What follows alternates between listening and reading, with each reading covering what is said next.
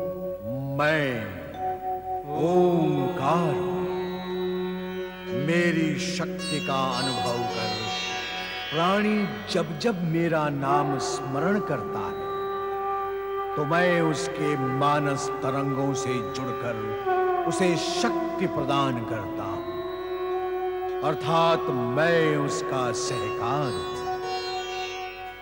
मैं ओंकार।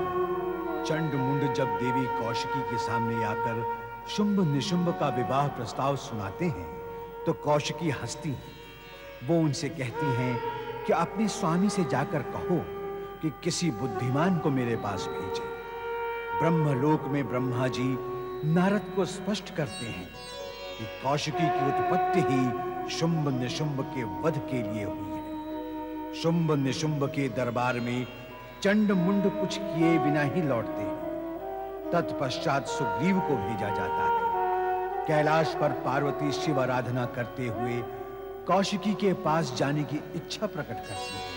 दूसरी ओर शुक्राचार्य की दृष्टि अनायास आकाश मार्ग से जाते हुए सुग्रीव पर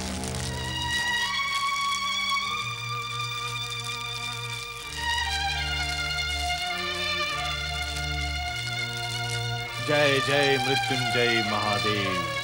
ओम नमः शिवाय, ओम नमः शिवाय, ओम नमः शिवाय, ओम नमः शिवाय, ओम नमः शिवाय, ओम नमः शिवाय, ओम नमः शिवाय, ओम नमः शिवाय, ओम नमः शिवाय।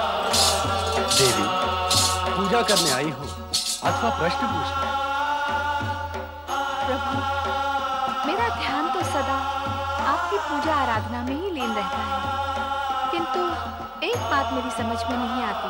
शक्ति स्वरूपा पार्वती की समझ में कोई बात ना आए, यह असंभव है। तुम अपनी शक्ति का प्रयोग करके अपना ध्यान केंद्रित करोगी तो सब कुछ समझ में आ जाएगा देवी। स्वामी, जब तक आप मेरे साथ हैं, मैं साधारण नारी ही रहना चाहती हूँ। तो इस समय इस साधारण नारी की चिंता क्या है?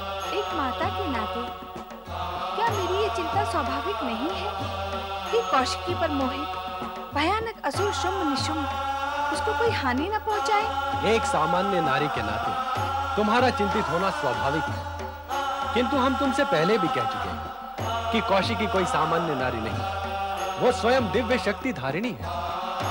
उसके लिए चिंता करना व्यर्थ है। भोलेनाथ, भोलेनाथ, अपने चमत्कारिक शिष्य शुक्राचार्य से मेरी रक्षा करें। भोलेनाथ, मेरी रक्षा करें। एक चमत्कारी को अन्य कोई चमत्कारी हानि पहुंचाने की क्षमता नहीं रखता नारद। और अब तो असफलताओं से कुंठित शुक्राचार्य क्रोध की ज्वाला में अपनी संपूर्ण शक्तियां नष्ट करते जा रहे हैं। इसीलिए अब उनसे भयभीत होने की आवश्यकता नहीं है। अब वे ना तो असुरों का हित कर सकते हैं और ना ही देवताओं का हित कर सकते हैं। तो भगवान, क्या उनकी सारी सिद्धियां, शक्तियां समाप्त हो गई? क्या आपने कभी... जब तक वो पुनः कठोर तपस्या से शिव आराधना नहीं करेंगे, तब तक उन्हें पहले जैसी सिद्धि प्राप्त होना कठिन है। किंतु नारद, शुक्राचार्य ने तुम्हें श्राप देने का विचार किया ही क्यों? तुमसे तो उन्हें कोई शत्रुता नहीं। कहीं तुमने उन्हें भी अपनी नारद लीला के कुंड में खींच तो नहीं लिया था? नहीं माता, नहीं। मैंने तो केवल उन्हें इतना बताया था कि असुर और उनके शिष्य अब उनकी आज्ञा नहीं मानते। बस इसी बात पर क्रोधित हो गए। तो नारद, उनके किस शिष्य ने उनकी आज्ञा नहीं मानी? सुग्रीव ने माता, सुग्रीव ने।